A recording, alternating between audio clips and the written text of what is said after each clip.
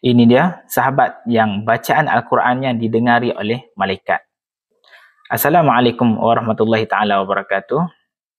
Sahabat-sahabat baginda Nabi SAW adalah antara mereka yang dimuliakan di dalam Islam. Antara salah seorangnya adalah Usaid bin Hudayr. Usaid bin Hudayr ini bacaan Al-Qurannya didengari oleh malaikat. Pernah satu ketika Usaid bin Hudayr berada di luar rumah bersama dengan anaknya Yahya. Dan anaknya Yahya itu tidur berhampiran dengan kudanya.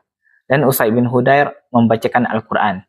Ketika mana dia membacakan Al-Quran, tiba-tiba kudanya dalam keadaan tidak tenang, melompat-lompat seperti ingin lari daripadanya. Dan Usaid bin Hudayr memberhentikan bacaan dan kudanya kembali tenang.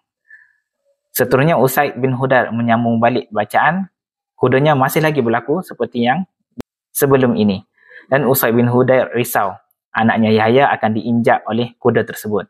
Jadi Usaid bin Hudayr keluar pergi ke arah anaknya untuk membangunkan anaknya, dan dia melihat ke arah atas, terlihat seolah-olah payung bercahaya dan lampu berterbangan di bahagian atas sampai ke langit.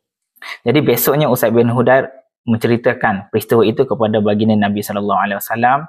Jawab baginda Nabi, itu adalah malaikat.